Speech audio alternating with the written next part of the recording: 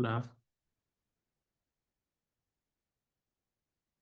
Bueno, hola, Doc. Acá.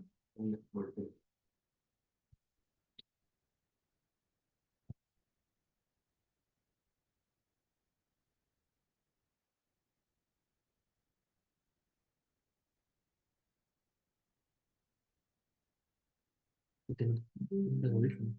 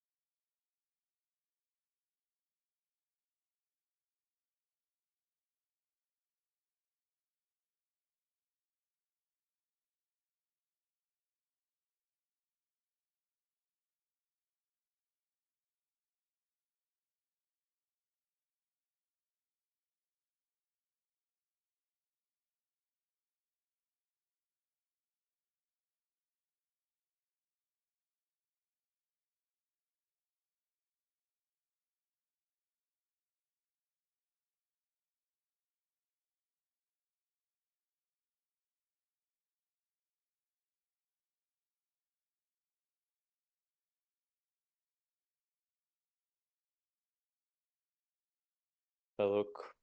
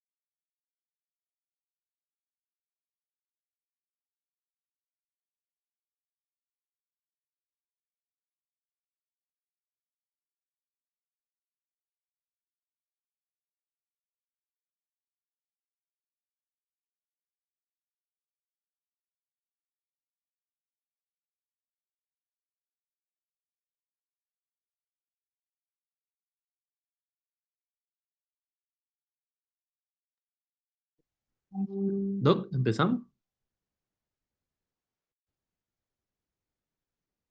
¿O esperamos un...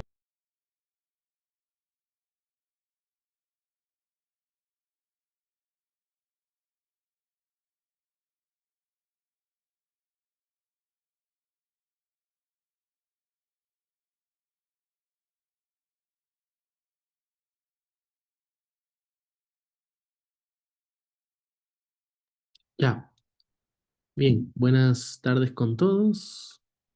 Gracias por estar aquí. Yo voy a empezar exponiendo, ¿sí? El día de hoy sobre el tema de manejo de el hipo e hipertiroidismo en el perioperatorio. Aquí tenemos una hoja de ruta donde vamos a hablar de introducción, epidemiología, vamos a hablar específicamente del hipotiroidismo, hipertiroidismo y las implicaciones en la anestesia. Bien, a medida de introducción, como recordatorio, la glándula tiroides, como sabemos, es una glándula bilobulada separada por un istmo o cuerpo que tiene dos lóbulos, uno a cada lado, derecho e izquierdo. Está por debajo de la laringe y está rodeando hacia los lados y hacia adelante de la tráquea. La glándula tiroides es una glándula que tiene como función el mantenimiento de la homeostasis y una particular función cardiovascular que vamos a ver más adelante. Es por esto que los estados distiroideos, ya sea hipo o hipertiroidismo, tanto clínicos o subclínicos, pueden comprometer esta homeostasis durante la cirugía. Vamos a ver que esto se va a depender de su gravedad. Hay múltiples fármacos que modifican la patología tiroidea en mayor o menor medida y esto puede disminuir el riesgo de complicaciones perioperatorias. La anestesia general, ya sea balanceada o total intravenosa, es el gold estándar para disminuir la tasa de complicaciones por estas patologías. Y bien, entonces vamos a recordar un poco de la función de la hormona tiroidea. Como dijimos, actúa principalmente en el metabolismo, actúa sobre la actividad funcional de diferentes órganos, tiene diferentes funciones en cada sistema en particular a través de tres hormonas tiroides, ya la tritiroxina, la tetratiroxina y la calcitonina. La T3, T4 y la calcitonina. La hormona activa, digamos así, es la T3. Si bien es cierto, la T4 va a ser una prohormona que luego va a ser sintetizada en T3 en diferentes órganos, ya sea el hígado, en la sangre, y van a actuar y van a tener sus funciones en los diferentes órganos. Esto funciona a través de un sistema de retroalimentación negativo, un sistema de feedback negativo, desde el eje hipotálamo, hipófisis, glándula tiroides, ¿sí? En donde vemos que en el hipotálamo se va a liberar la hormona tiroestimulante, o sea, hormona tirotropina, en donde va a actuar directamente en la hipófisis anterior, donde se va a liberar la hormona tiroestimulante o la hormona tirotropina, va a actuar directamente sobre la glándula tiroides, produciendo así las hormonas tiroides, las cuales se van a liberar en el organismo, tanto la T4 como la T3, y van a producir efectos metabólicos sistémicos. Es de allí que también viene la clasificación de eh, por ejemplo, hipotiroidismo primario, secundario, terciario, dependiendo de dónde va a estar la afectación y de cuál de estos ejes va a estar afectado. ¿Sí? Dentro de las funciones, pues bien, las hormonas tiroides tienen múltiples funciones. Vamos a mencionar una de las más importantes: el control del crecimiento, estimula la diferenciación celular, influye en la motilidad intestinal. De ahí muy importante ese dato para que en las consideraciones anestésicas nosotros sepamos que un paciente con alteración de la hormona tiroidea, un paciente con hipotiroidismo, con su alteración de la motilidad intestinal se va a comportar como un paciente con estómago lleno. A nivel cardiovascular, de donde es el sistema más importante, vemos que actúa directamente sobre el aumento del metabolismo, aumento del consumo de oxígeno, produciendo una vasodilatación periférica, aumento del flujo sanguíneo por activación del sistema renina-angiotensina-aldosterona, a través del aumento del calcio intracelular en los miocitos, va a producir inotropismo y cronotropismo aumentado, produciendo una afectación a la frecuencia cardíaca, en la fuerza muscular cardíaca, y a nivel de la respiración vamos a ver que tiene mayor disminución de la hipoxemia y va a producir hipercapnia también. A nivel de el metabolismo mitocondrial, actúa sobre la función de bomba de sodio y potasio, como dijimos, el consumo de oxígeno, de la termorregulación, de la gluconeogénesis, glucogenólisis, lipólisis. Es de allí que, por ejemplo, en los pacientes con disminución de las hormonas tiroideas, vamos a ver que va a haber un aumento de la concentración tanto del colesterol, de los triglicéridos, y va a haber una asociación en los pacientes con hipotiroidismo con una dislipidemia, una aterosclerosis, lo cual va a aumentar más el riesgo de que estos pacientes puedan producir un síndrome coronario agudo. Y aquí vemos donde la tiroides secreta predominantemente hormona T4 y en menor cantidad esta hormona T3. La T4 es transportada al hígado donde se va a metabolizar y se va a convertir en T3. Por eso es que, como le mencionaba, la T4 es considerada una prohormona. La T3, esta es la hormona que directamente tiene mayor efecto sobre los tejidos periféricos. Sin embargo, esta también va a durar menos. Se dice que la T3 dura en circulación un día versus la T4 que dura 7 días. Sin embargo, en los pacientes que van a tener alteraciones de tanto hipo o hipertiroidismo, en ambas hormonas van a estar afectadas. Y aquí va a ejercer sus cambios sobre el metabolismo basal, como hablamos de la termorregulación, eh, por lo cual produce un aumento del flujo sanguíneo y ahí produce una eliminación del calor. Y es de allí que, por ejemplo, los pacientes con hipotiroidismo, como sabemos, tienen más intolerancia al frío versus el paciente hipertiroidismo que tiene mayor intolerancia al calor. Y también cómo se van a comportar dependiendo de sus efectos fisiopatológicos. Entonces, como dije, va a haber una activación del sistema renina-angiotensina-aldosterona, aumentando el volumen o el flujo sanguíneo total, y esto va a producir una disminución de la resistencia venosa periférica, vascular periférica, con un aumento de la precarga, aumento del cronotropismo, el inotropismo, y esto va a producir un aumento del gasto cardíaco. Es de allí que cuando hay disminución de la hormona, pues en el hipotiroidismo, todo esto se va a ver reflejado en una disminución del gasto cardíaco, disminución del cronotropismo e inotropismo por disminución y ausencia de estas hormonas. Como epidemiología vamos a hablar que el hipotiroidismo es mucho más frecuente, ¿sí? Sobre todo en personas mayores de 65 años, de raza blanca, en una relación 10-1 entre mujeres y hombres, ¿sí? Sobre todo mujeres mayores de 65 años, hay que hacer, ojalá, un tamizaje de ¿No? hipotiroidismo, niveles de hormona Ah, tiroidea. ¿Sí? ¿Alguien habló por ahí? pero ahora ¿Alguna duda? antes de escanear, No, ya. voy a Es mayor. quitarlos y atornillarlos. eh, Tiene una mayor incidencia de enfermedades autoinmunes, sobre todo diabetes mellitus tipo 1, enfermedad celíaca.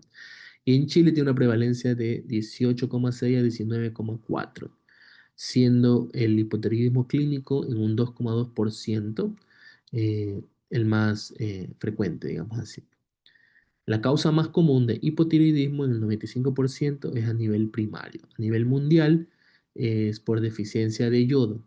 Sin embargo, en Chile, como la sal contiene yodo y eso disminuyó este porcentaje, actualmente la causa más común es la tiroiditis Hashimoto, que es un hipotiroidismo autoinmune. En cuanto al hipertiroidismo, vemos que tiene una prevalencia de 1,2% en la población general, siendo mayor obviamente en adultos mayores y en mujeres.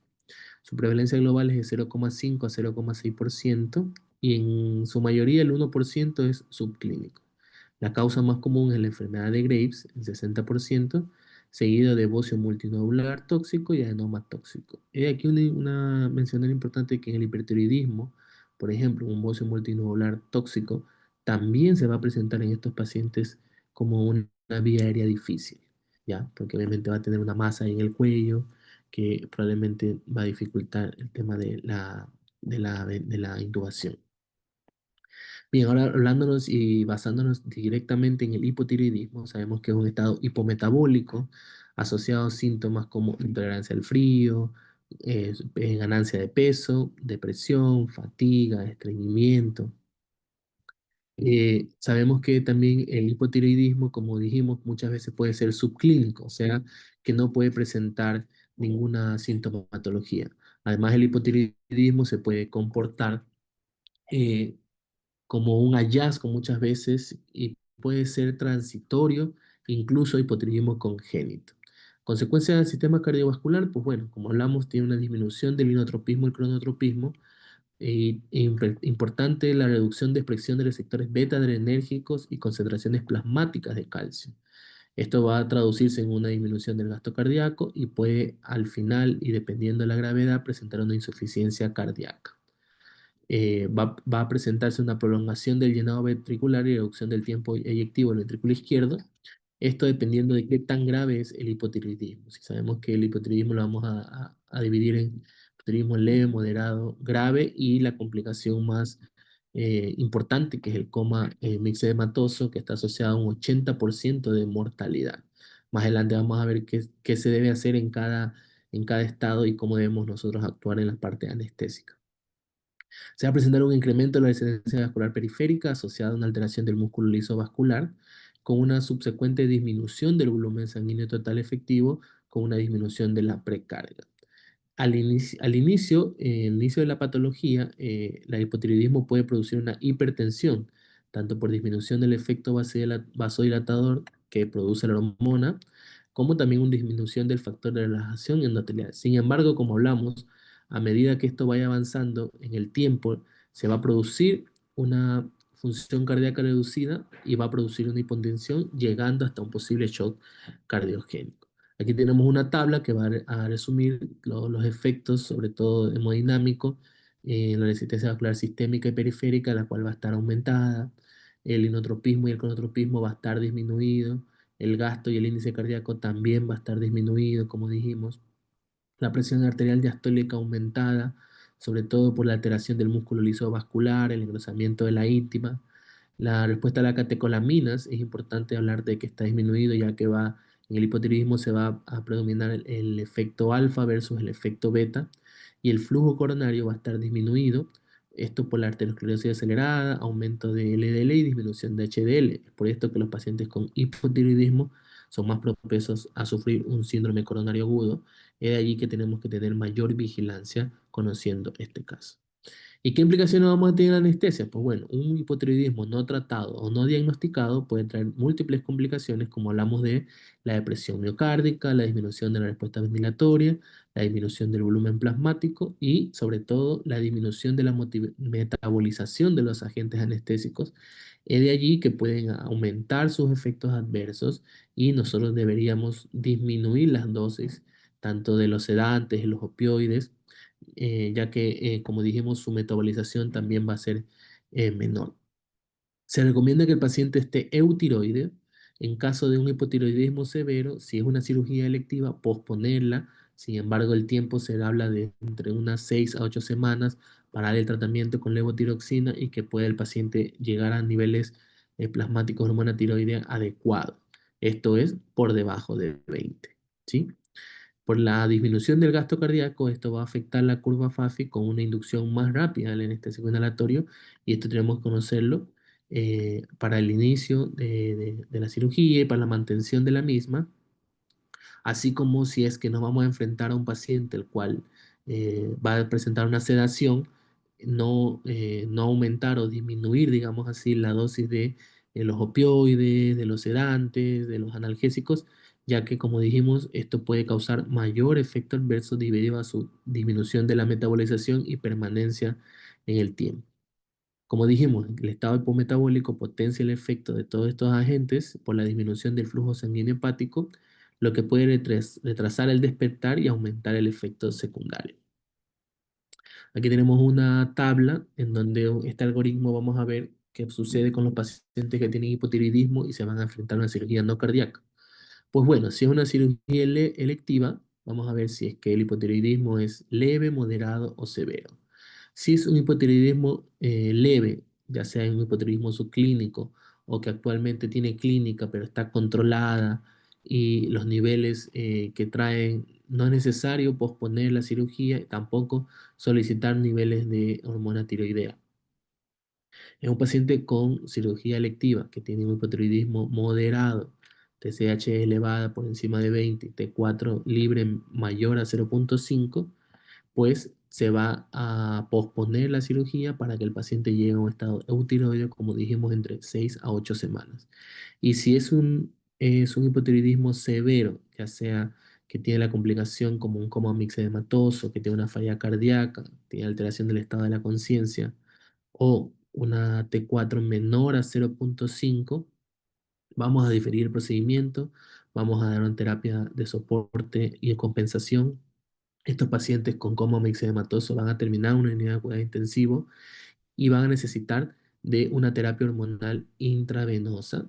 En este caso, lo que vamos a administrar va a ser hormona tiroidea, 50 microgramos al día, seguido de 5 a 20 microgramos intravenoso y de 2,5 a 10 microgramos cada 8 horas según la edad del paciente y según los factores de riesgo. Además de, obviamente, todo el soporte que tenemos que dar, además de los glucocorticoides, que en este caso se va a preferir la hidrocortisona, 100 miligramos cada 8 horas de manera endovenosa. Si es una cirugía de emergencia, en el caso de que sea un hipotiroidismo leve o moderado, no se va a posponer la cirugía.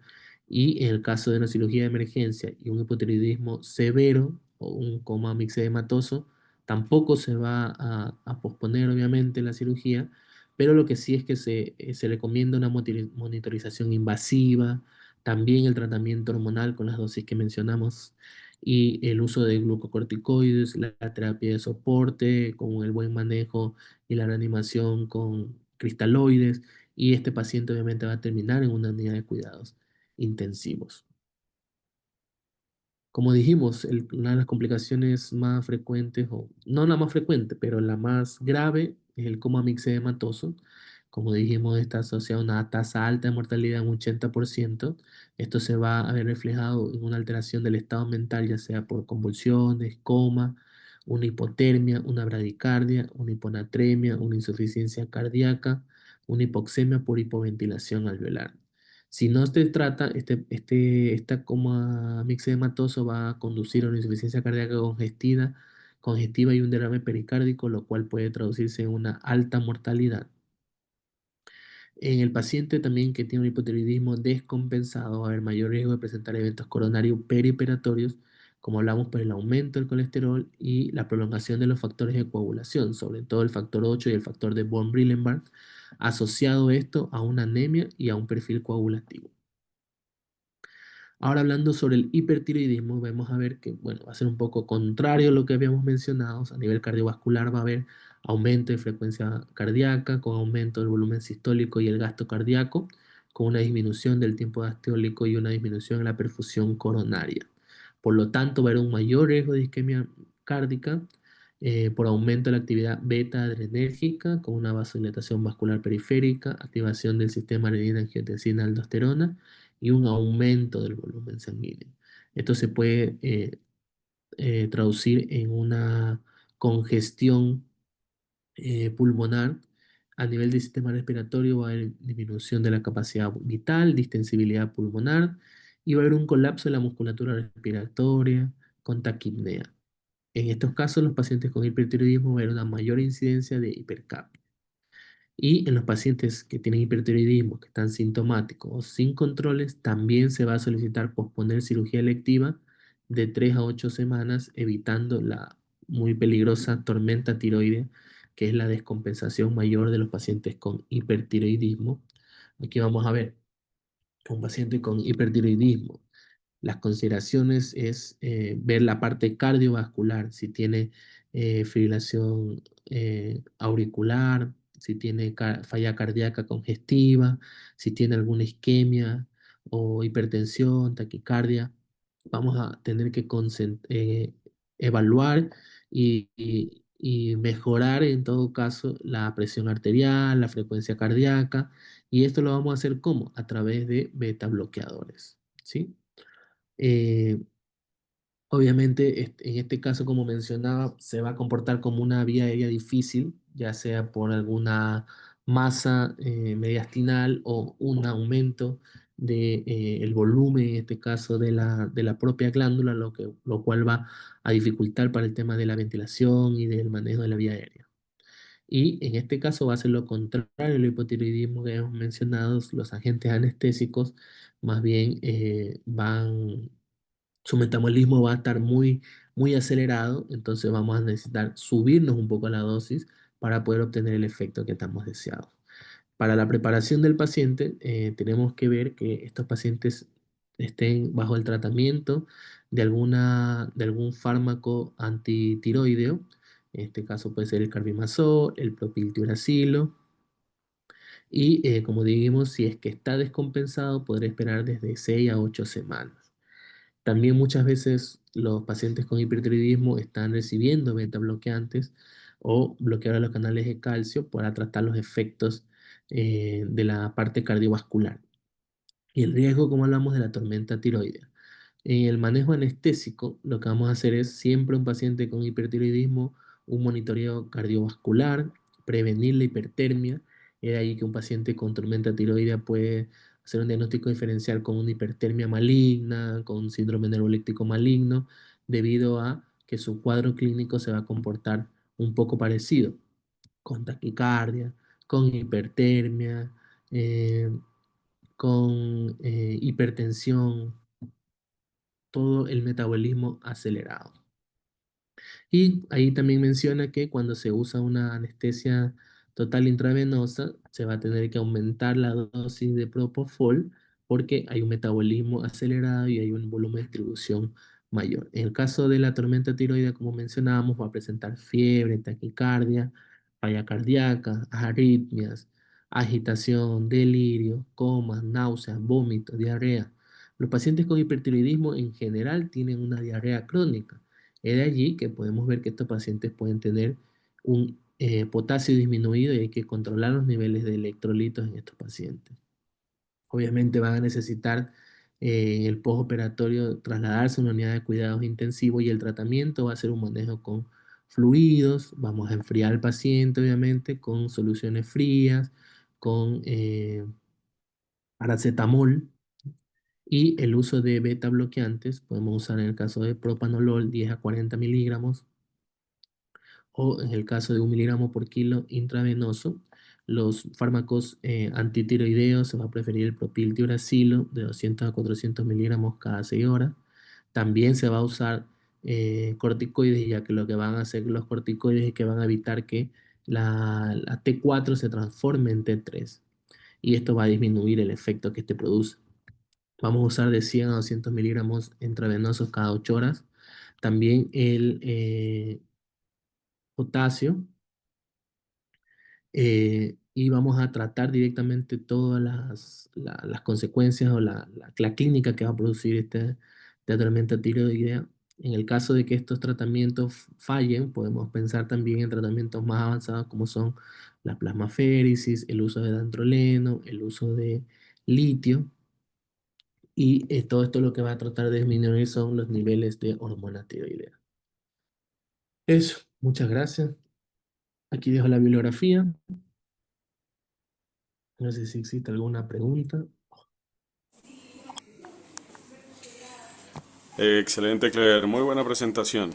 Em, bueno, yo la verdad nunca he tenido, gracias a Dios, eh, la necesidad de lidiar con una tormenta tiroidea, pero los que sí la han tenido que vivir definitivamente es una de las experiencias más desagradables dentro de la anestesia. Se comporta mucho como, muy parecido al, al feocromocitoma y en realidad es como de las complicaciones anestésicas más terribles que hay. Eh, el hiper o hipotiroidismo, dentro de lo que tuviste, altera la MAC de los gases halogenados.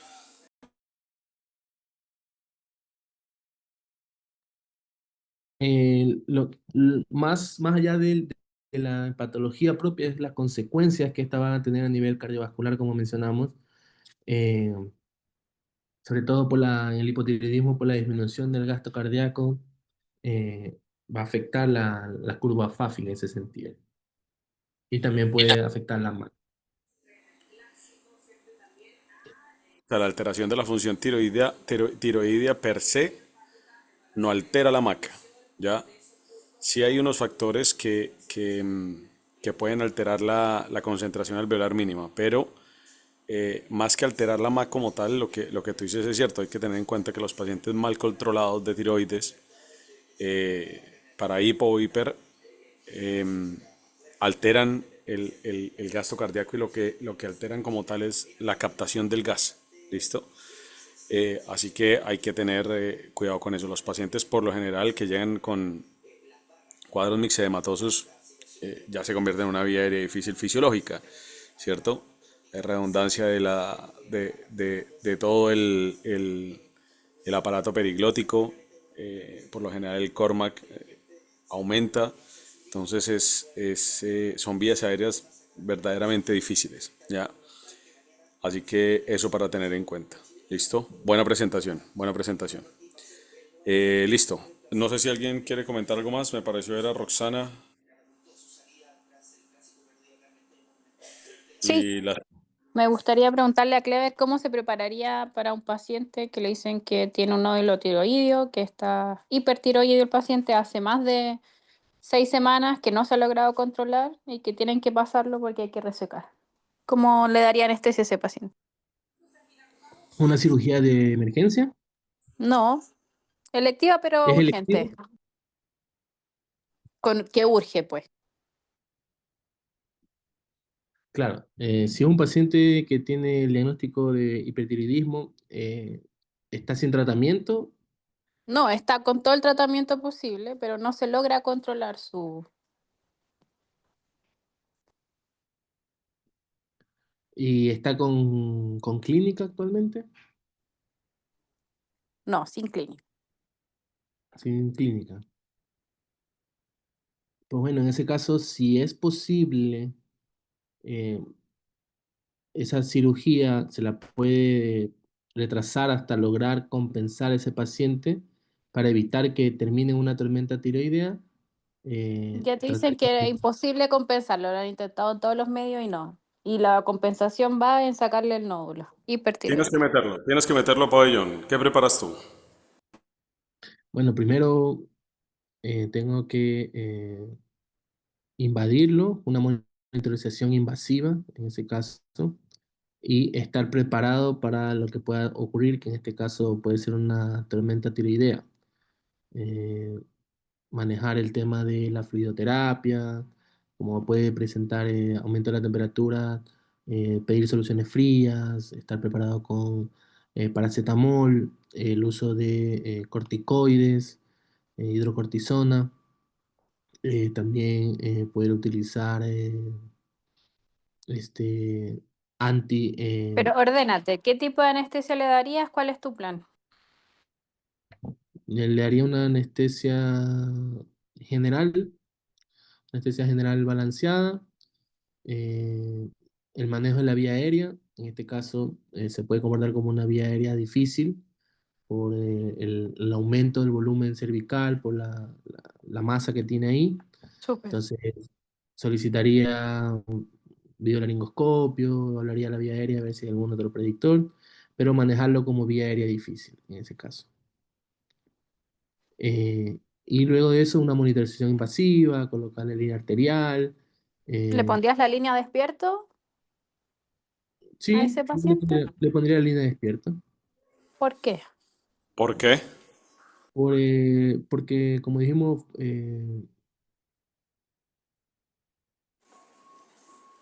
necesitamos estar monitorizándolo de manera más seguida y la inducción anestésica que yo le vaya a dar al principio podría hacer cambios hemodinámicos importantes. Entonces, tener el control desde el inicio, antes de empezar la inducción. ¿Qué pasa si tú a la primera no logras encontrar la línea arterial y tienes que pincharlo 3 y 4 veces a ese paciente con un nódulo tiroideo? Claro, es que si en ese caso no podría hacerlo, veo que no lo logro hacer, bueno, ahí sí esperaría hasta que esté el paciente dormido o mejoraría la técnica tal vez con eco para lograr encontrar la línea arterial.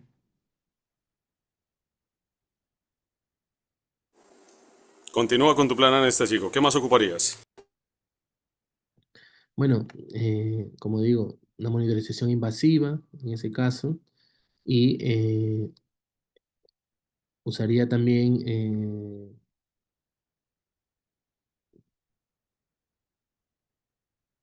mm, en el caso de las dosis de los anestésicos, de los inductores, subir un poquito, ya que como la metabolización, el metabolismo es más acelerado, eso también recomendaban usar un poquito más alta las dosis. Clever, si tú estás buscando evitar gatillantes que estimulen a un paciente que ya viene hipercatabólico o hipermetabólico, ¿ocuparías una anestesia estándar, digamos, con halogenados o qué alternativa tendrías tú? Mm, Por eso lo que te dice la Roxana es súper importante. Ordénate. Ordénate. Tú estás ante un paciente con ese perfil. ¿Te vas con una anestesia estándar nomás?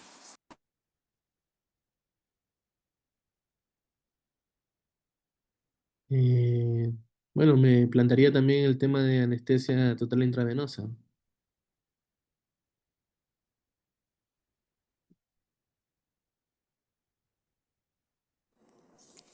No va por ahí la cosa, creo.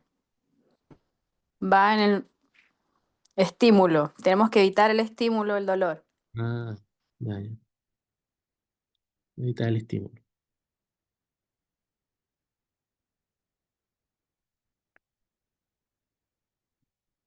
Entonces, ¿qué más usarías? Ah, ya. Eh, ¿Qué más usaría? Mm,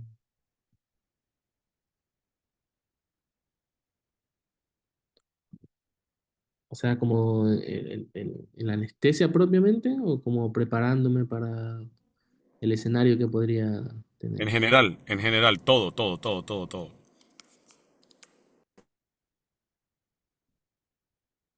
Bueno,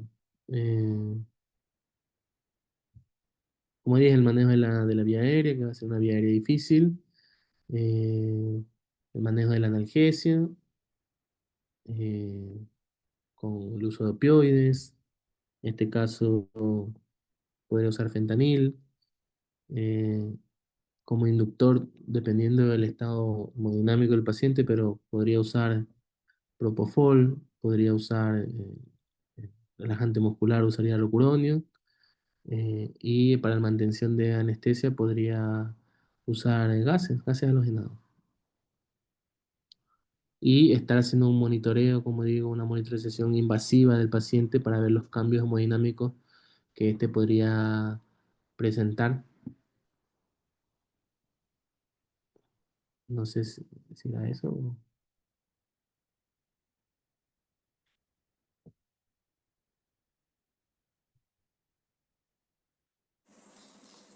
¿Cómo sería tu esquema de analgesia multimodal con un paciente como estos?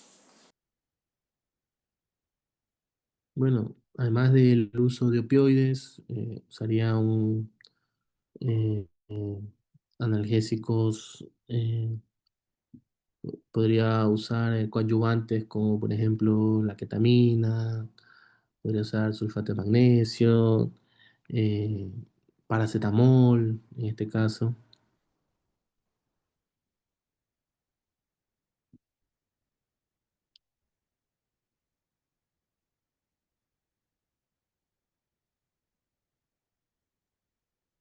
Ya mira, creo que siempre que presenten un tema, siempre hay que plantearse en qué haría yo si tuviera un paciente con esas características. ¿Ya, Clever? Ya, Creo que deberías estudiar un poquito más el tema de la analgesia multimodal y qué darle y qué no darle de medicamentos a este tipo de pacientes, sobre todo en las tormentas tiroideas o en los como mixemedematosos, que son los extremos y es lo que nos importa más. ya,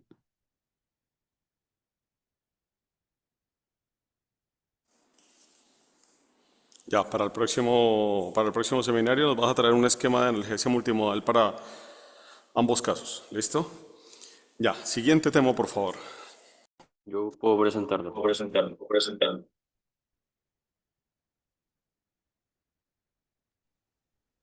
Hay como eco en tu... Audio, Mirko.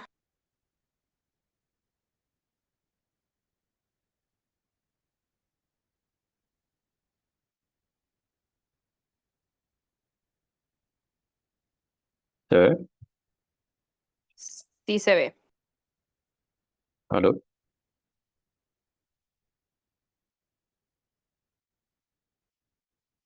¿Aló? Se ve. Ya, Tienes que Creo que se ve. ponerle ya luego una pantalla presentación. completa. Ujú. Ya. Buenas tardes, doctores, compañeros. Nos encontramos de nuevo en esta tarde de sábado. Hoy día yo voy a hablar de anestesia general para cesáreas. Esta es la hoja de ruta que vamos a seguir.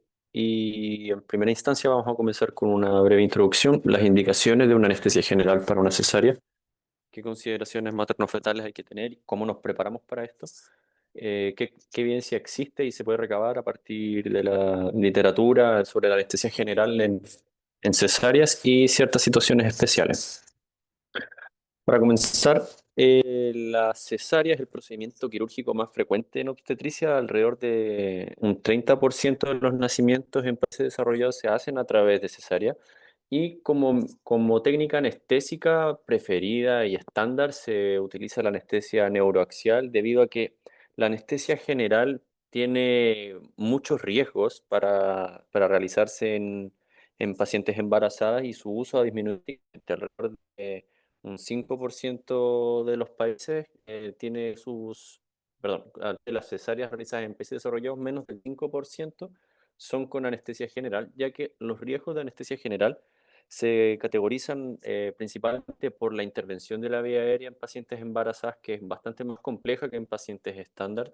Se describe que alrededor de una de cada 300 intubaciones en pacientes embarazadas son fallidas y el awareness intraoperatorio de pacientes embarazadas es bastante más alto que en pacientes que no se encuentran gestando, alrededor de 1 en 670 cirugías, y se describe que se asocia a mayor hemorragia, tromboembolismo y depresión neonatal. Esto debido principalmente a que no en todas las pacientes voy a realizar anestesia general, sino que muchas de ellas tienen que ver con que ya vienen con patologías descompensadas y que la anestesia general va a seguir siendo necesaria en estas circunstancias y en circunstancias en las cuales yo tenga contraindicaciones de la anestesia regional.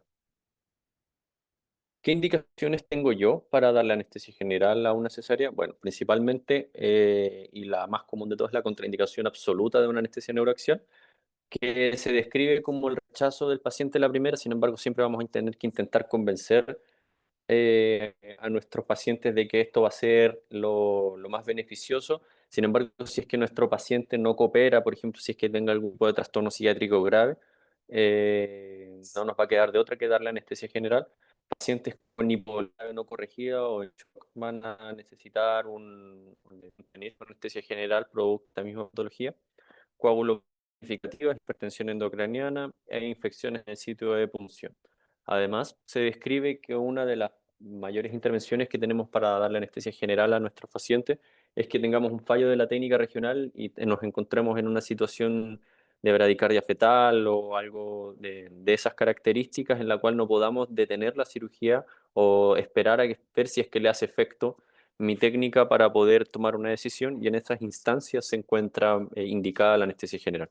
Además, la emergencia vital materno-fetal se considera una de las indicaciones para darle anestesia general a mi paciente, también por la falta de tiempo para poder darle anestesia neuroaxial o por la falta de cooperación en ese momento para poder intervenirla.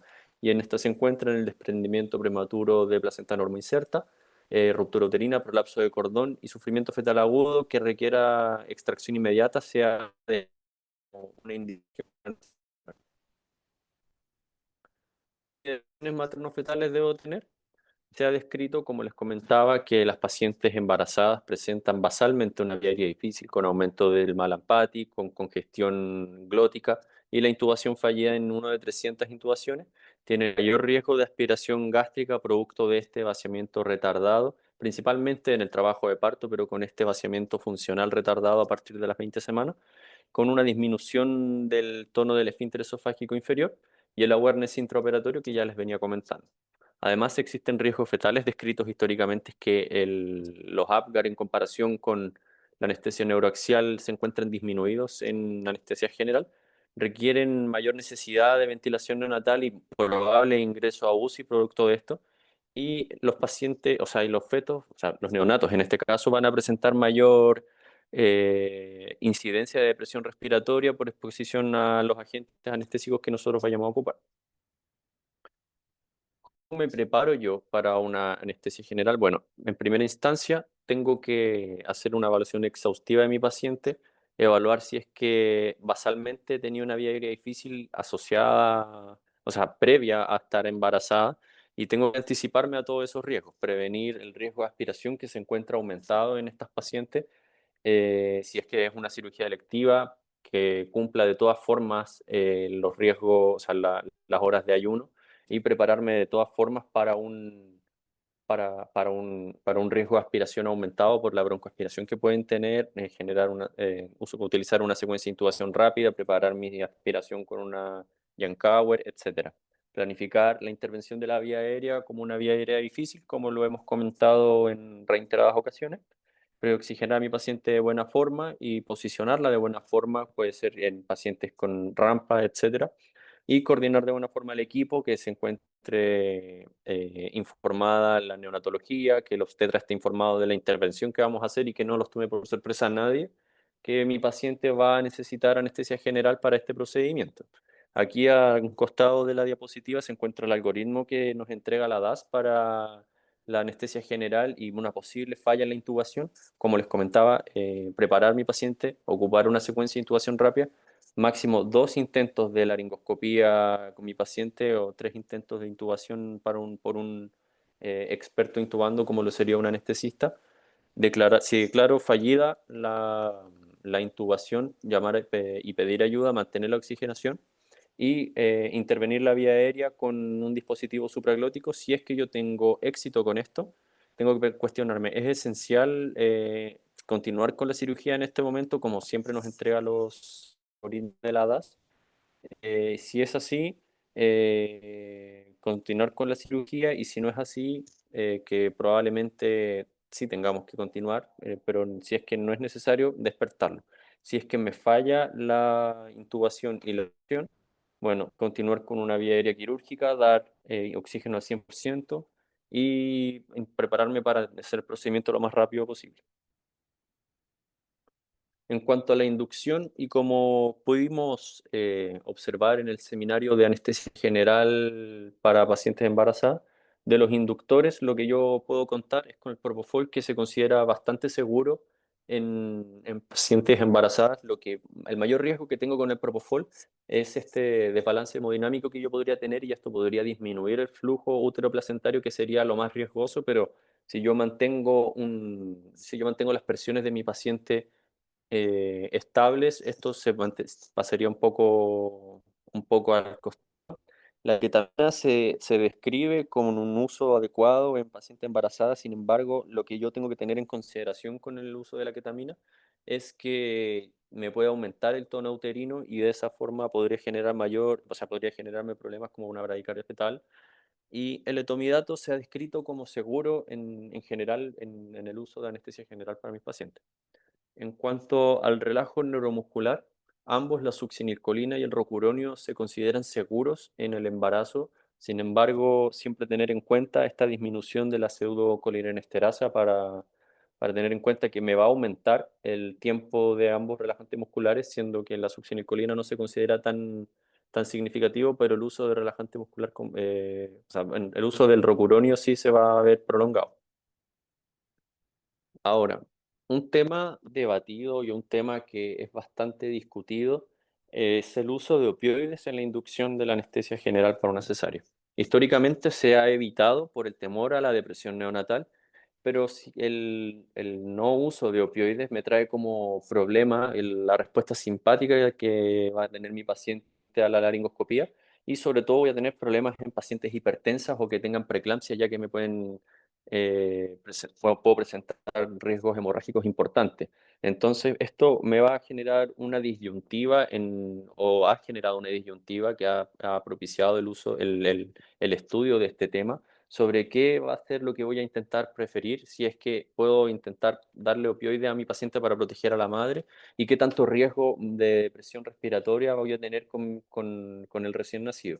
De estos, los más estudiados, por supuesto, han sido el fentanilo, que clásicamente se describe con una vida media más larga, y el remifentanilo, que podría presentar algún tipo de beneficio producto de su metabolismo por esterasas plasmáticas y su semivida a tiempo sensible corta a partir del cese de la infusión.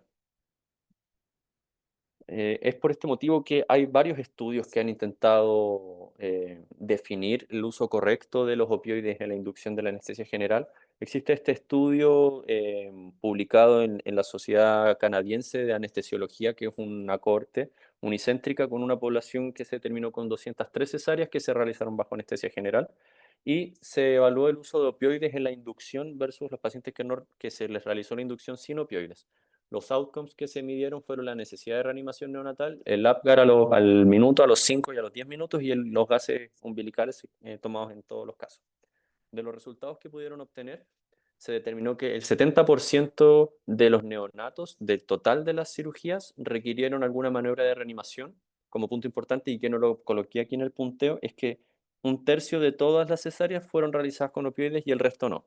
Entonces, se vio que el 70% requirieron alguna maniobra de reanimación, pero no pudieron determinar que los opioides pudieran estar asociados a la necesidad de reanimación, y que lo único que estuvo asociado a esto fue una baja edad gestacional.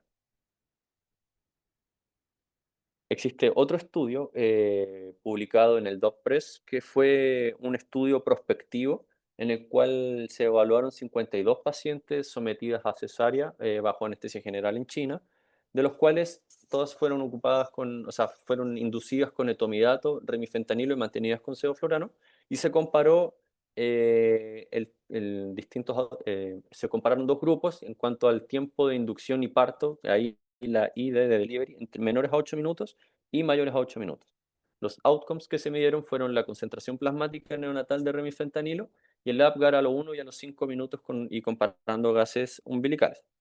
De los resultados que pudieron obtener es que no hubieron diferencias significativas en las concentraciones de remifentanilo en ambos grupos, y los APGAR y gases umbilicales fueron similares en ambos grupos. Es importante destacar, y que tampoco lo anoté aquí en el punteo, que solamente un 7% de todas las cesáreas que se evaluaron en este estudio tuvieron un APGAR menor o igual a 7. Del resto, todos los APGAR fueron mayores que eso y tuvieron buenos resultados. Además, existe este estudio publicado en el Journal de Anestesia Obstétrica, que es una revisión sistemática con metaanálisis que analizaron 17 estudios, aproximadamente con 1000 pacientes, que se estudiaron cómo influían los diferentes tipos de opioides en la inducción. Se estudió remifentanilo, que como lo esquematizaron ellos fue de 0,5 a 0,1 gamma por kilo en bolos, o de 2 a 3 gamas kilo hora, al fentanilo con 7,5 a 10 gamas por kilo, y fentanilo 0,5 a 1 gama por kilo. Los outcomes que ellos estuvieron midiendo fueron el APGAR a los 1 y a los 5 minutos, y de los resultados que pudieron obtener es que en todos los grupos no tuvieron diferencias significativas en el primer minuto. Sin embargo, a los 5 minutos el APGAR disminuía considerablemente en el grupo que se le administró fentanilo. Entonces, los resultados que ellos pudieron determinar es que el uso de remifentanilo y alfentanilo no tuvieron impactos negativos en las inducciones anestésicas para cesáreas. Otros hallazgos que describían en su estudio es que no tuvieron cambios relevantes en gases umbilicales. Todos los pacientes tenían disminución de la frecuencia cardíaca, la respuesta a la presión sistólica con la descarga catecolaminérgica, y no tuvieron diferencias el grupo que se fue sometido al remifentanil con alfentanil en la reanimación neonatal. Continuando con mi plan anestésico, el mantenimiento que yo le voy a dar a mis pacientes puede ser con gases, y siempre teniendo en consideración que las pacientes embarazadas tienen una disminución de la necesidad de halogenados alrededor el MAC me disminuye alrededor de un 30%, y que el sevoflurano y todos los gases halogenados me van a generar una disminución del tono uterino con concentraciones mayores a 0,5, 0,6, Se describe en el Chestnut que la disminución del 50% del tono uterino se encuentra alrededor de 0,8 a 1 Mach, pero que ya a partir de 0,5-0,6 empieza a disminuir. El balance hemodinámico tiene que ser bastante estricto para evitar esta disminución de la perfusión uteroplacentaria manejada principalmente con fenilefrina. Mantener una ventilación adecuada, como le hemos visto, ya que las pacientes embarazadas tienen esta hiperventilación fisiológica.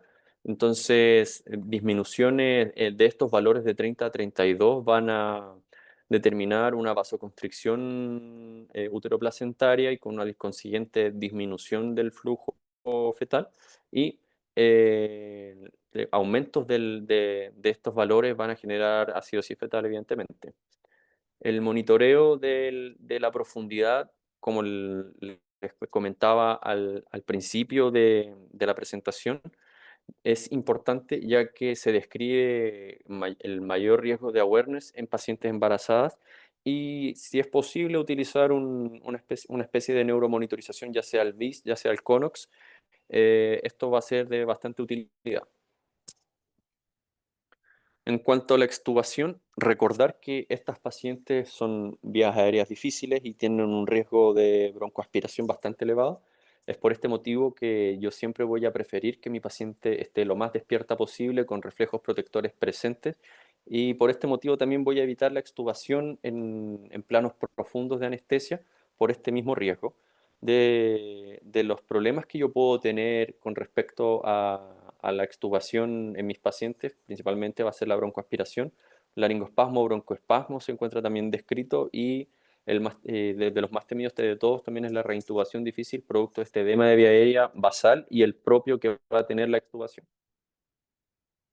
Ahora, continuando con situaciones especiales de anestesia general en cesáreas, se encuentra el EXIT, que es el ex útero intrapartum treatment, que es un procedimiento diseñado para intervenir al feto, pero manteniendo la circulación útero-placentaria durante la intervención. Se realiza una exposición de la cabeza fetal y de los brazos para poder intervenirlo y asegurar su vía aérea convirtiendo este procedimiento o sea, es un procedimiento que es una emergencia neonatal, pero que tiene que estar anticipada. Esto yo ya tengo que tenerlo planificado de antes y no me puede tomar por sorpresa. Es algo que todos tenemos que tener en consideración al momento de realizarlo. Las principales indicaciones van por tumores cervicales de los recién nacidos que van a necesitar protección de vía aérea o resolución de estos cuadros antes del nacimiento. ¿Qué indicaciones tengo yo para realizar el EXIT? Bueno, el principal es la obstrucción de extrínseca de la vía aérea que yo les venía comentando, malformaciones vasculares, teratoma, bocio, o obstrucciones intrínsecas de la vía aérea, como esta atresia laringea, quistes, membranas o estenosis de la vía aérea. También existe como indicación del EXIT la necesidad de ECMO, producto de hernias diafragmáticas congénitas o cardiopatías congénitas. Por lo tanto, es algo que también las unidades de neonatología intensiva tienen que estar al tanto. La necesidad de resecciones de malformaciones congénitas también se ha descrito para la necesidad de EXIT. Y como última indicación se encuentra también el EXIT para la separación de siameses. ¿Qué manejo anestésico materno debo tener? Bueno, es fundamental tener una relajación uterina profunda, como les comentaba, perdón, como les comentaba, los halogenados me generan una disminución del tono uterino y en este caso vamos a mantener los halogenados en un nivel de 2 de MAC o más y el uso de nitroglicerina de ser necesario para disminuir el tono uterino como tocolisis. Es necesario mantener la perfusión útero-placentaria con un monitoreo invasivo y el uso de vasopresores. Y una vez expuesto el feto, tengo que intervenirlo o sea, tengo que anestesiarlo para poder realizar la intervención que yo necesite con fentanilo intramuscular, atropina y el bloqueador neuromuscular más descrito es becuronio. La técnica obstétrica, como les adelantaba, es un parto parcial con exposición de la cabeza y los brazos, pero con una mantención del líquido amniótico o apnioinfusión para mantener este volumen y prevenir el desprendimiento placentario. Los riesgos maternos asociados a este procedimiento son la atonía uterina y hemorragia, y se estiman pérdidas bastante importantes, alrededor de 800 a 1200 ml, con necesidad de transfusión alrededor del 20% de los casos, Y de los riesgos fetales asociados, Ujú. la hipoxemia está bastante descrita si es que mantenemos una relajación uterina inadecuada, motivo por el cual tenemos a los halogenados en un MAC tan elevado. La compresión del cordón se encuentra bastante descrita y el desprendimiento placentario también, y es un procedimiento que tiene una mortalidad neonatal bastante elevada, alrededor de un 10% de los casos, todo esto relacionado a la patología de base del feto. Para ir finalizando y para recordar, la eclampsia también es una indicación de anestesia general. Habitualmente hay que preferir siempre a las pacientes que tengan preeclampsia con criterio de severidad darles anestesia neuroaxial. Sin embargo, en este punto en el que las pacientes ya se presentan convulsiones, ya presentan disminución del Glasgow, no voy a poder tener la posibilidad de darle una anestesia neuroaxial y voy a necesitar eh, pasar a una anestesia general. Necesito realizar una secuencia de intubación rápida con anticiparme a una vía aérea difícil, y es importante también atenuar la descarga simpática de la laringoscopía con opioides como veíamos anteriormente. Puedo utilizar tanto etomidato como propofol y debo mantener un control estricto de la presión arterial, que puede ser con la betalol, hidralacina o nitroglicerina. Monitorización invasiva en casos graves, y este procedimiento es de alta mortalidad, ya que mis pacientes pueden presentar una hemodinamia bastante alterada, una intervención con una vía aérea difícil, y el riesgo neonatal se encuentra aumentado también si es que no controlo la perfusión materna adecuadamente. Como punto también que no agregué aquí, pero que es importante tener en consideración, es que el uso de sulfato de magnesio va a aumentar el tiempo va a prolongar el tiempo de acción de los bloqueadores neuromusculares, producto de que genera un bloqueo de los canales de calcio y una disminución en la concentración de acetilcolina en el espacio sináptico, por lo que voy a tener tiempo de neuromusculares más prolongado. Como conclusión, la anestesia general en cesárea es bastante excepcional, pero que es un procedimiento que tenemos que tener, o sea, que debemos dominar. Se encuentra asociada a mayor riesgo materno y neonatal, producto de todas las consideraciones que hemos hablado. Se encuentra indicada solo en escenarios seleccionados, como la contraindicación absoluta de la anestesia neuroaxial, la falla de la técnica regional o una emergencia vital. Existe evidencia sobre el uso de opioides en la inducción, y existen procedimientos especiales que van a requerir anestesia general obligatoria, como por ejemplo lo es el EXIT, u otra indicación como lo sea una eclampsia. Esa ha sido mi presentación. Muchísimas gracias.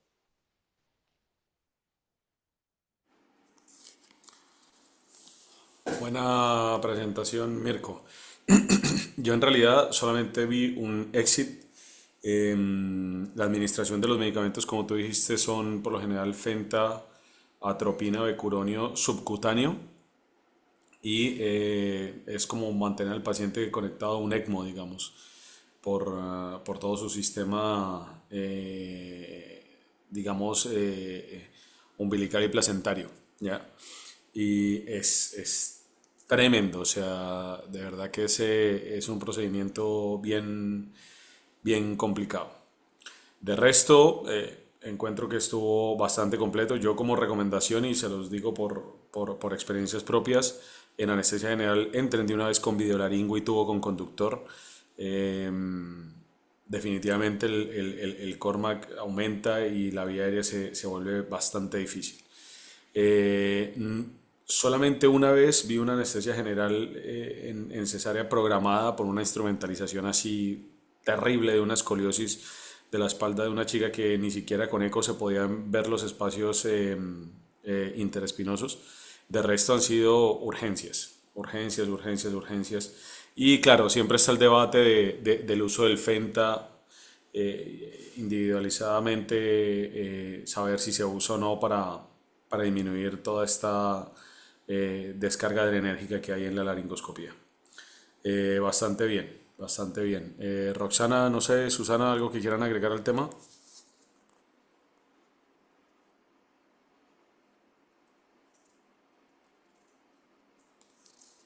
Sí, respecto al uso de opioides, yo me quedé con lo último que mi profe de acá decía que era un crimen intubar a cualquier paciente, sobre todo una embarazada con riesgo de awareness, sin opioides.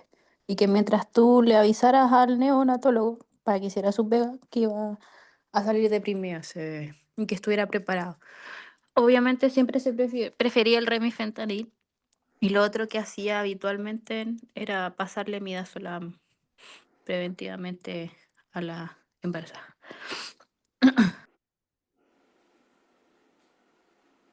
Excelente. Muchas Listo. gracias. Sí, yo creo que depende mucho también si el equipo que tú tengas al lado, sí. Si tú tienes Eso. Exacto, sí, sí. No es lo mismo, al menos allá que lo que he visto. Por eso, si hay un buen neonatólogo al lado, ahí tener ojo. Sí, Y hola. Eso que Juanita, están hablando, sí, está muy buena la presentación, Mirko, me gustó bastante, bastante completa. Y lo que dice Rosana es muy importante. Si hay una buena comunicación y un buen neonatólogo, yo siempre uso el narcótico porque de verdad que es fundamental para la paciente ir manejo. Pero me gustó bastante la presentación. En la vía aérea, lo que tú dices, Diego, nosotros tenemos los recursos. Si tenemos el videolaringoscopio, vámonos con el video directamente y con guía, el tubo. Y si no, vamos a usar la guía.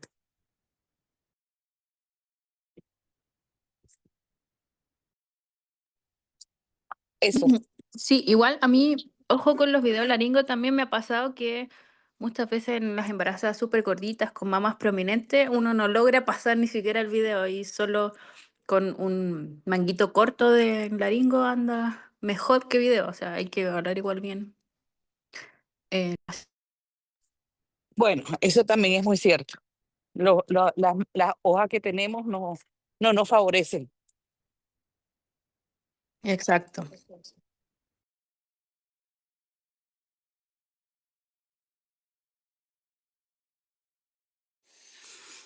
excelente. Continuamos con la presentación de los internos, por favor.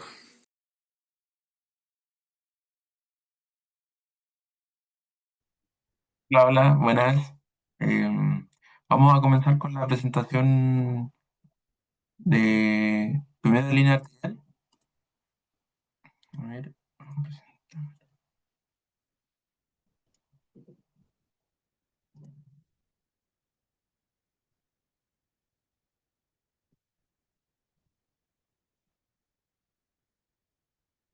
Bien,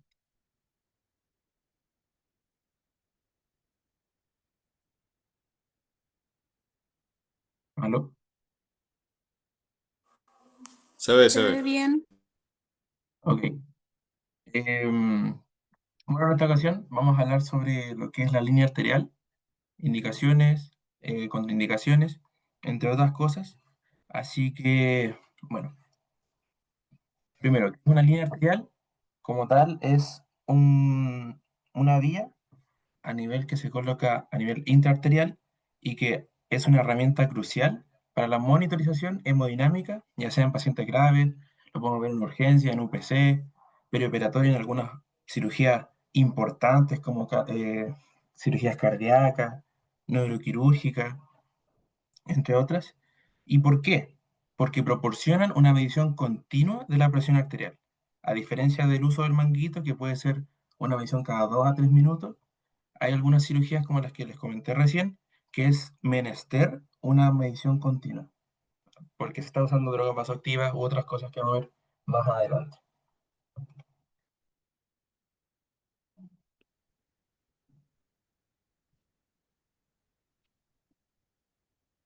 Sitios. Estos sitios comúnmente incluyen las arterias periféricas o bien arterias centrales. Periféricas como por ejemplo la radial, eh, braquial, dorsal del pie y centrales podría ser por ejemplo la arteria femoral o bien la axilar. Según protocolo, en varios lugares se utiliza primeramente la arteria radial, luego la cubital, femoral y braquial, en ese orden. ¿Ya?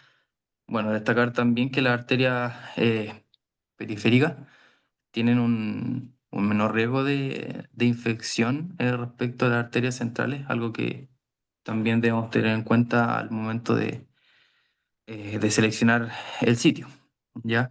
Tenemos, como mencioné anteriormente, la arteria radial, la cual está justo proximal a la apófisis estiloide del hueso radio, en la cara lateral de la muñeca. Y bueno, la cubital la tenemos eh, hacia el borde medial de la palma, justo abajito del hueso pisiforme. ¿Ya? Aquí, una de las cosas que también tenemos que tener en cuenta al momento de seleccionar el sitio es comprobar el flujo colateral. En el caso, por ejemplo, de la arteria radial y cubital, tenemos el test de Allen, que básicamente, como mencioné, se utiliza para evaluar la circulación colateral de la mano, ¿ya? Básicamente para evaluar también la permeabilidad de las arterias, tanto radial como la cubital. ¿Cómo se realiza este test? Básicamente con la mano en alto, en puño cerrado, uno comprime la arteria radial y la cubital y luego se baja la mano, se separan levemente los dedos, tampoco tiene que ser mucho. em, y bueno, debe aparecer un color rosado al soltar los dedos, apretando una de las arterias, debe aparecer un color rosado, ojalá dentro de los primeros 6 segundos. Lo que indica, por ejemplo, si nosotros apretamos la radial, significa que la arteria cubital es la que está, bueno, permeable. ¿Ya? Dale, Nico. También tenemos la arteria femoral, entre aproximadamente el punto medio del ligamento inguinal, anatómicamente hablando, em, como a medio camino entre la espina ilíaca superior y la sífisis púbica.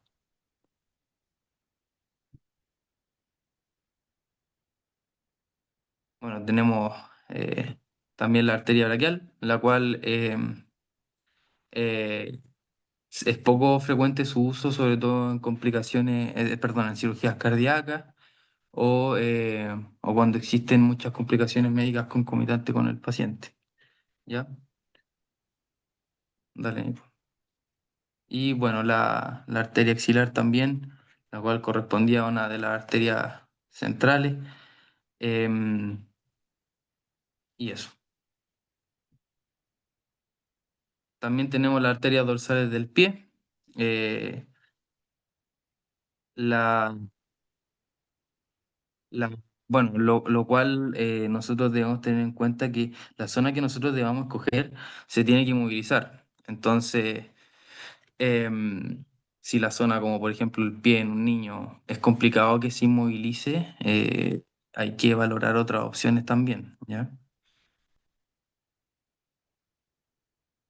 Bueno, ahora, relevante. ¿Cuándo vamos a indicar lo que sería una línea arterial? Principalmente cuando nosotros necesitamos una monitorización arterial precisa y continua. Como les había comentado antes, el manguito nos va a otorgar presiones cada 1, 2, 3 minutos y en muchas cirugías necesitamos que sea de forma continua. Además que, ¿por qué va a ser más precisa? Porque habíamos leído que en comparación con una vía venosa, o sea, el manguito, perdón, hay una diferencia entre el 10 al 30% de cifras, entre las cifras, ¿ya? Por ejemplo, considerando una cirugía, una neurocirugía que necesiten ver la conductibilidad de ciertos eh, tejidos para saber en qué estamos, qué van a cortar, si era hueso, si es ligamento. Muchas veces, si la PAM está muy baja y no la estamos manteniendo de una buena manera, nos puede dar resultados equívocos. Entonces, por eso es mucho más importante en ciertas cirugías tener esta línea arterial. Otro, cuando necesitamos tener muestras sanguíneas, principalmente gases arteriales, pH, PCO2, PO2, también podemos usar el lactato, principalmente en pacientes que están graves en UPC. Lo otro, como tenemos una información de los números de la presión arterial más precisa, podemos también titular las drogas vasoactivas de una mejor manera, ¿ya? Cuando la podemos disminuir o cuando la necesitamos aumentar. Y finalmente, eh, nos da información tanto directa como indirecta como predictores a respuesta a fluido. ¿Qué tipos de presión indirecta podemos tener? Por ejemplo, la presión arterial, eh, presión de aurícula derecha, por ejemplo, que nos va a dar un predictor de respuesta a fluido, nos va a dar la presión de la arteria pulmonar, que nos va a cambiar el esquema a nivel anestésico y nos va también, como le había comentado antes, neurocirugía, por ejemplo, la presión cerebral media, la presión a nivel medular, entre otras. ¿Ya? Y como, bueno, estamos hablando harto de línea arterial, ¿qué es lo que vamos a ver al monitor? Esta es la curva. Inicia con un ascenso que sería el golpe de, de la, de la, de la sistólica que va a llegar a un pic. Aquí una de las cosas más importantes que nos vamos a fijar para lo que serían los predictores serían los pics. El pic de la sistólica y también de la diastólica. ¿Ya? Tenemos el pic sistólico, después comienza a descender, llega al punto dicrótico, que es el fin de la sístole, con el inicio en la diástole, y termina en la fase diastólica a nivel del F. Ahora, ¿por qué esto es relevante? Porque nosotros en el monitor, si vemos que es unas ondas que están constantes, que no hay tanta variación, a diferencia cuando hay harta variación, aquí podemos ver el pic sistólico bastante más alto versus el que está aquí, por ejemplo, que se ve en la flecha, en conjunto con los puntos dicróticos a nivel de la diastólica. Ahora, nosotros, a partir de una fórmula, eh, podemos ver si este paciente nos va a responder a fluidos o no. Y en ese caso, ocuparíamos drogas vasoactivas. Entre estas fórmulas, bueno, antes se hacía de forma manual, pero ahora hay calculadoras en el celular. Si nos da mayor al 13%, este corazón y este paciente nos va a responder a fluidos. Entonces no es necesario iniciar las drogas vasoactivas al tiro. Versus, si nos da menos del 13%, ahí vamos a tener que iniciar drogas vasoactivas.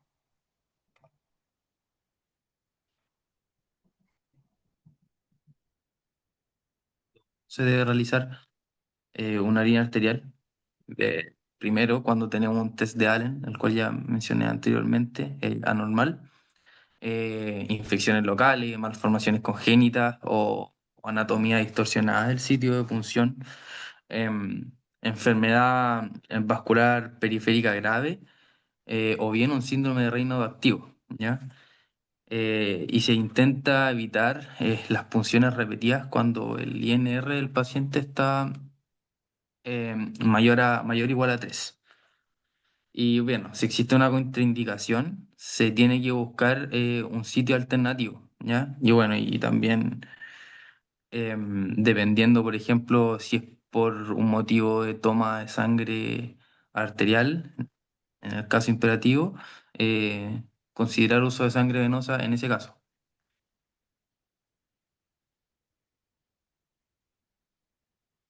Ahora, sobre la técnica de la línea arterial, primero tenemos que entender como es un procedimiento invasivo, tenemos que tener una técnica estéril, es decir, guante, antisepsia, el uso de campos, ¿ya? Ahora, como bien dijo mi compañero, tenemos que identificar qué vasos vamos a utilizar a partir de las referencias anatómicas y actualmente debemos usar una guía ecográfica porque se ha visto que el uso de guía ecográfica al inicio ha disminuido las complicaciones y es bastante más efectivo, ¿ya?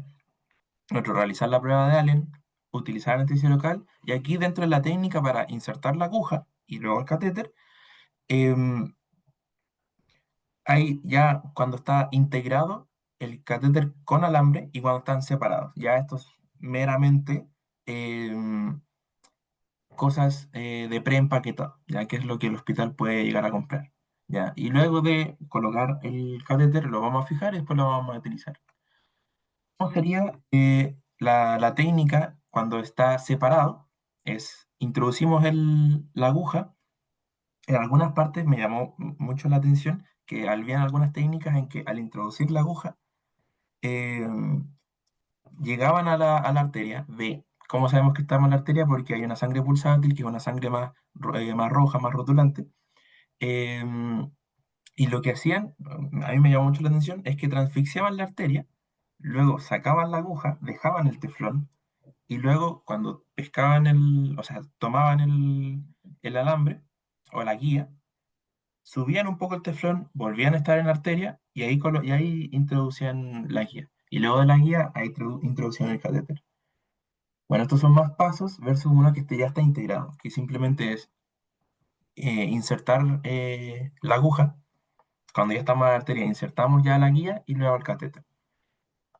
Ahora, dentro de las cosas que estuvimos leyendo, a mí me pareció muy interesante la importancia de colocar bien el transductor, perdón. Em, Debemos colocar el transductor a nivel de la aurícula derecha. Y aquí en el hospital, bueno, aquí saqué una foto de qué es lo que se utiliza aquí. Y que además esto se ancla a la camilla del paciente. Porque si nosotros elevamos o bajamos la camilla del paciente, eh, si esto no está con la camilla, va a haber una diferenciación y se va a separar de la altura de la aurícula derecha. ¿Y por qué esto es relevante? Porque, por ejemplo, si nosotros tenemos el transductor a una altura constante y bajamos a la cama del paciente, ya nos va a estar a esa altura y, por ejemplo, lo bajamos al paciente y subimos el transductor. Yo cuando entendí esto fue como una analogía a estar subiendo un cerro. Si yo cuando estoy subiendo un cerro me va a costar un poco más, por ejemplo en un auto me va a costar un poco más, entonces el transductor va a censar que no le está llegando completamente la información o que está más débil. Y esto de que esté más débil nos va a dar cifras erróneas de que tiende a la hipotensión. A diferencia de si el transductor está más abajo que el paciente, en este caso la aurícula derecha, va a ser todo lo contrario. Va a dar cifras erróneas de cifras hipertensivas. Entonces, por eso es relevante tener en cero a nivel de la aurícula derecha. Y luego, ya colocamos la vía. Esta fotografía me pareció bastante interesante porque nos muestra todo. Sería, em, tenemos la canalización de la arteria, tenemos la llave de 3 pasos para poder sacar las muestras, como lo habíamos comentado antes entre las indicaciones. Aquí tenemos el transductor que nos lleva a un presurizador con un suerito fisiológico y un monitor. ¿Por qué vamos a colocar un suero fisiológico de forma constante? Y bueno, de hecho lo tenemos que enfriar entre 150 y 300 miligramos de mercurio. Aquí en esta foto de la derecha es lo que se tiene en el hospital. Disculpen mi brazo. Esta bolsa de presurización, lo que nosotros hacemos es que al apretar y generar presión, vamos a proteger lo que sería el transductor. ¿Por qué? Porque por lo general, en una vía venosa, nosotros vamos a favor del flujo venoso. Y además que no tiene una presión como tiene una nivel arterial. En cambio, nosotros cuando ponemos una vía arterial, estamos en contra del flujo arterial, además que maneja presiones bastante más altas y ahí puede haber un poco de reflujo a nivel del transductor.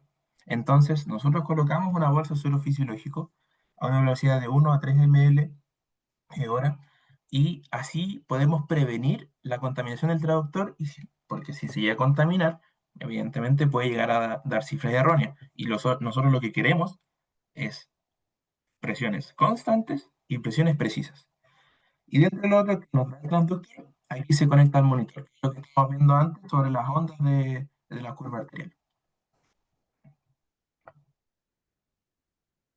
Pueden ser las complicaciones al instalar una línea arterial.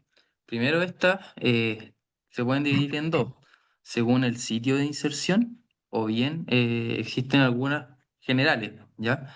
Las que están en esta presentación son las generales, pero las específicas de cada sitio de inserción, por ejemplo, en la arteria braquial se puede generar un daño del nervio mediano. No sé, en la arteria axilar se puede generar una plexopatía braquial. Y, y en la radial, por ejemplo, también una neuropatía periférica. Sin embargo, a modo general, lo que se puede, las complicaciones que pueden aparecer son dolor, inflamación, importante hematoma local o bien sangrado. em, el vasoespasmo puede ser una complicación frecuente y suele ser un signo inicial para los pacientes que pueden desarrollar trombosis, ¿ya? Em, y bueno, ahí vamos también con la trombosis. Cómo uno se da cuenta que el paciente puede presentar trombosis, los pulsos distales pueden estar disminuidos, la onda arterial que mencionaba mi compañero puede estar bien disminuida, ausente, más clínicamente los dedos pueden estar con coloración azul, cianótico. em, y bueno, em, para trombosis existen factores de riesgo, como por ejemplo catéteres muy grandes o vasos muy pequeños, ya un bajo flujo sanguíneo, bajo gasto cardíaco, o bien, como mencioné anteriormente, trastornos vasoespásticos como el síndrome de Raynaud, ¿ya? Eh, Importante también que para evitar complicaciones, que se ocupe solución salina para el lavado y mantenimiento de la permeabilidad del catéter, pero eso también lo voy a mencionar más adelante, cómo evitar los factores de riesgo, ¿ya? Em, la, la embolia de partículas y embolia gaseosa, bueno, a mí me pareció bastante particular la embolia gaseosa porque hay un estudio del año 2000 en donde se administraron en monos 2 ml de aire en la arteria radial y, y bueno, ya que eh, cuando uno instala un catéter, se puede embolizar de una manera retrógrada o anterógrada, ¿ya? Y esto puede causar un daño isquémico. Y en ese estudio, donde se administraron 2 ml de aire, se generaron émbolos aéreos clínicamente significativos. Y bueno, la embolia de partículas sucede cuando, a causa de la inserción de un catéter intraarterial, se genera, puede ser una fragmentación de un trombo o bien restos ateromatosos que podían estar en el vaso, ¿ya? Em, Se puede generar una fístula arteriovenosa, pero no es tan frecuente. em, y bien, bueno, infección local o sistémica, ¿ya? Las infecciones, sin embargo, aproximadamente son 3,4 pacientes los que se infectan de cada 1000 catéteres, ¿ya? Dale, Nico. ¿Y cómo nosotros podemos reducir este riesgo de infección? Bueno, primero se observó más riesgo de infección en la arteria femoral que en las otras arterias, ¿ya? Y los factores de riesgo para esto, como dijo mi compañero también, una técnica aséptica deficiente podría ser un factor de riesgo, una inserción mediante incisión quirúrgica o bien un uso mayor o igual a 4 días, ¿ya? Em, Ahora, ¿cómo nosotros también, cuando ya tenemos el catéter instalado, podemos cuidar el riesgo de infección y evitarlo? Bueno, no reemplazarlo rutinariamente, sino que em, reemplazar el transductor cada 96 horas, ¿ya? Y junto con el transductor, el sistema de tubo, también el sistema de lavado continuo y soluciones de lavado que fueron las soluciones salinas que mencioné previamente. El reemplazo del apósito del catéter, si no hay signos de infección claros, no es necesario cambiar el apósito, por cómo está descrito. Eh, y también, bueno, la inspección diaria es importante, tanto como para ver signos de infección o bien isquemia o embolización.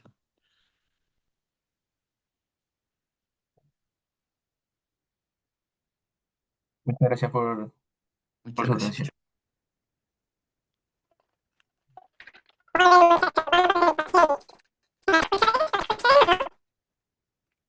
Se escucha como No, muy no agudo, escuché nada.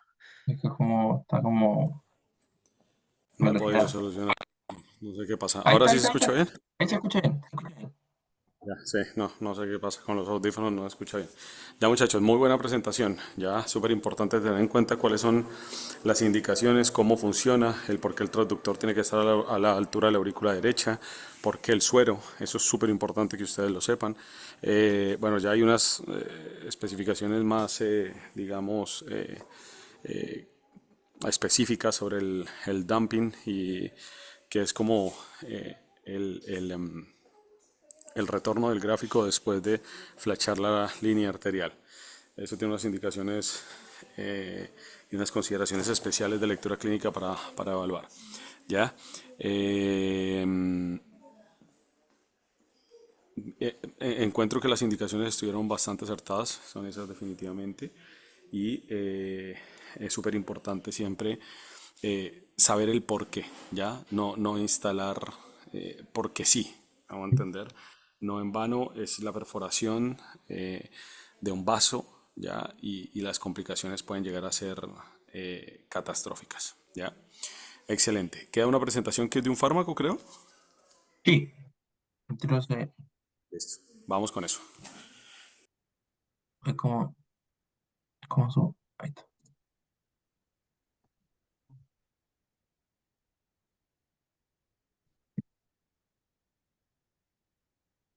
Em, bueno, ahora vamos a hablar de el droperidol. Y vale, listo. Bueno, para esta presentación, actualmente nos basamos en esta revista estadounidense de medicina de emergencia, que son básicamente actualizaciones en contexto de emergencia, y también esta revista donde se realizó una revisión y reevaluación, ya que como vamos a ver más adelante, el 2001 la FDA le puso una alarma por alargamiento del segmento QT, entonces genera al generar la prolongación, genera el riesgo de torsada de puentes, que es muy grave, ¿ya? Bueno, como les comentaba, como introducción, este medicamento fármaco fue descubierto por Janssen Farmacéutica en 1961 y en contexto de qué es, el medicamento es una butirofenona, eh, que dentro de un símil de los más conocidos sería un haloperidol, eh, que ese es como más conocido, siendo un potente antagonista de los receptores de dopamina, en este caso D2, antagonista de histamina y serotonina, ¿ya? Es muy efectivo como antipsicótico y neuroléptico, por eso vamos a ver sus usos más adelante. Y bueno, como les comentaba, lo de la FDA 2001, pero lo que vamos a hablar ahora son sus reevaluaciones y por qué ya no es tan así como se pensaba y por eso también se dejó de ocupar bastante. Bueno, dentro de sus presentaciones, cada ampolla contiene 2 ml y entre esos 2 ml contiene 5 miligramos de droperidol. Principalmente, la vía de administración es intramuscular o endovenosa según el uso que le vamos a dar. Bueno, la farmacocinética. Bueno, ya vimos la administración, ahora la distribución. Entendemos que tiene una rápida disminución de la concentración plasmática en ya menos de 15 minutos y tiene una unión a proteínas unión a proteínas plasmáticas entre el 85 y 90%. ¿Ya? Su metabolismo, principalmente a nivel hepático, ya sea oxidación, desmetilización, por el citocromo P450. Este es relevante porque tiene muchas interacciones con otras cosas que vamos a ver más adelante. Y bueno, por esto mismo, los metabolitos de este van a carecer su actividad neuroléptica. Y dentro de su eliminación, principalmente es a nivel renal, ¿ya? Un poco en la heces, pero principalmente a nivel renal. Entonces hay que tener en consideración si el paciente tiene una insuficiencia hepática, una insuficiencia renal, porque si tiene insuficiencia hepática o interacciones con citocromo P450, ahí vamos a tener especial atención ante esto, ¿ya? Puedo utilizar y cuáles son sus dosis. El droperidol se puede utilizar para náusea y vómito en intervenciones quirúrgicas. Y esto, bueno, va desde 7 a 20 microgramos por kilo de peso. También se puede utilizar para psicosis aguda. Más adelante voy a explicar por qué. Y también, y ahí serían 5 miligramos endovenosos. Em, Arriba también para náusea y vómitos también es endovenoso. Y también sirve como coadyuvante para la inducción y mantención de la anestesia. Para la inducción sería de 0,1 a 0,14 miligramos por kilo de peso endovenoso y para la mantención de 1,25 a 2,5 miligramos endovenoso. También hay unos usos menos conocidos, que es para la migraña refractaria o síndrome de abstinencia alcohólica o agitación en urgencia. ¿Ya? Eh, Dale, Nico. Bueno, el droperidol para náusea y vómito en intervenciones quirúrgicas. Esto es bueno, porque tiene un efecto antiemético. Eh, se, eh, Se inhiben los receptores dopaminérgicos, ¿ya? En la zona de gatillo de los quimioreceptores, ¿ya? Bueno, aquí hay, en estas zonas de gatillo, en los CTZ, hay varios receptores que son sensibles a varios neurotransmisores, entre ellos la dopamina, como se mencionó eh, anteriormente. Eh, bueno, como se mencionó anteriormente, es antagonista de los receptores de dopamina. Entonces, bueno, actúa a ese nivel y no hay activación dentro del centro del vómito y eso de esa manera genera su eficacia, ¿ya? Para la náusea y los vómitos. Bueno, se demostró que el droperidol tiene una eficacia significativamente mejor cuando se administran 1,25 miligramos endovenosos sobre la metoclopramida y la prochlorperacina, ya para reducir náusea a los 30 minutos. Em, y eso respecto a este uso, ¿ya? Dale, Nico. Bueno, como mencioné anteriormente, también se puede utilizar para la psicosis aguda, en episodios psicóticos agudos con agitación o bien comportamiento violento del paciente, ¿ya? Em, si bien el midazolam es una benzodiazepina de inicio rápido, em, pacientes que fueron tratados con 5 miligramos endovenoso de droperidol se durmieron más rápido a los 30 minutos que los que usaron placebo en este estudio, ¿ya? Em, pero como mencioné anteriormente, todo lo demás, el tiempo de duración, por ejemplo, se vio que no hay una diferencia muy significativa, ¿ya? Tampoco en el uso de medicación adicional. Entonces también podría ser una, una opción, ¿ya? Generando bueno, una vasodilatación y sedación de leve a moderada.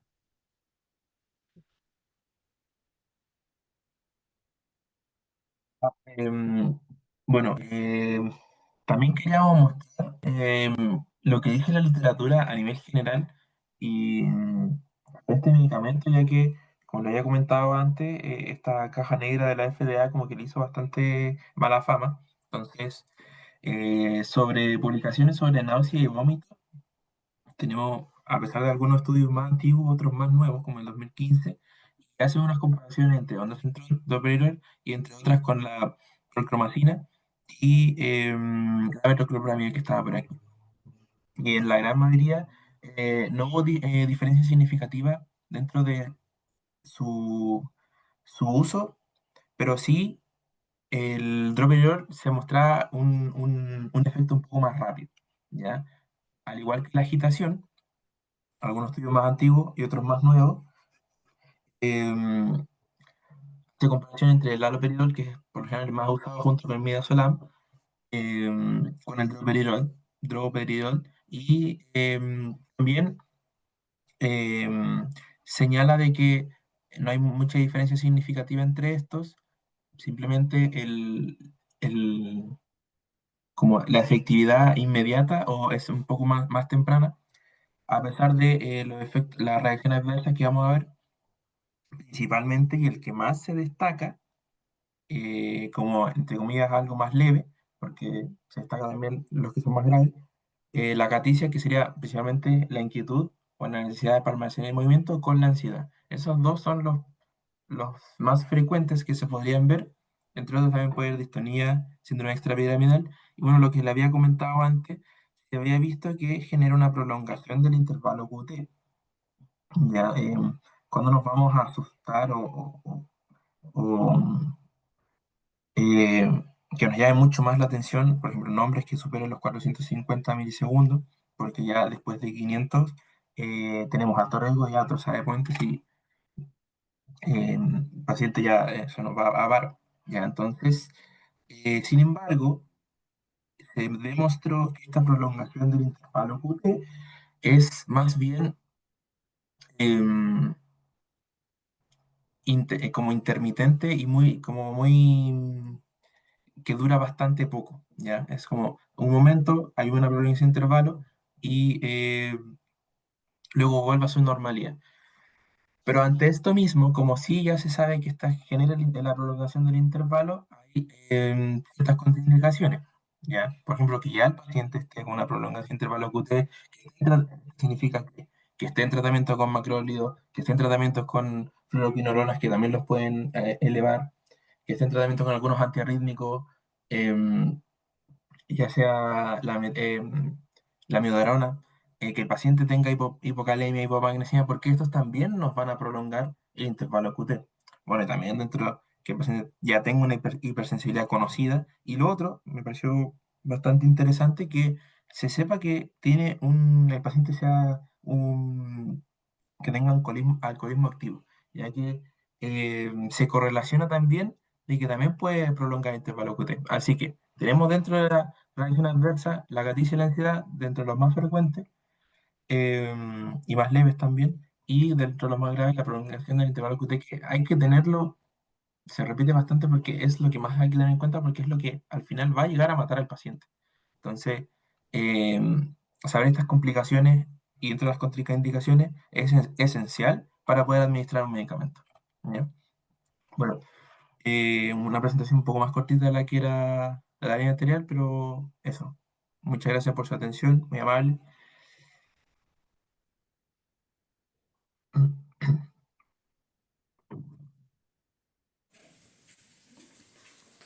Hola, hola, ¿se me escucha? Sí, se le escucha bien.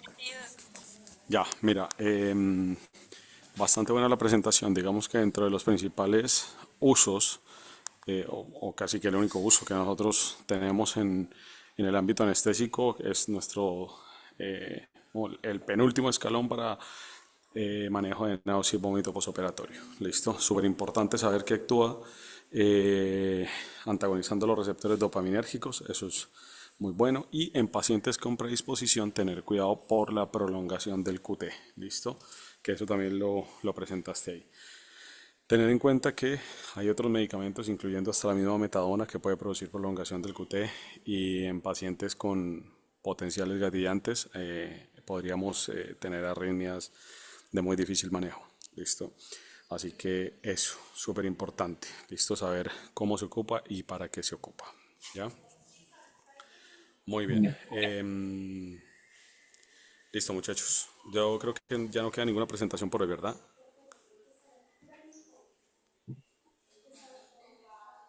Al menos con nosotros no. Ya. Listo, muchachos. Bueno, muchas gracias y nos estamos viendo entonces durante la semana. Gracias a todos. No, muchas gracias. Chao.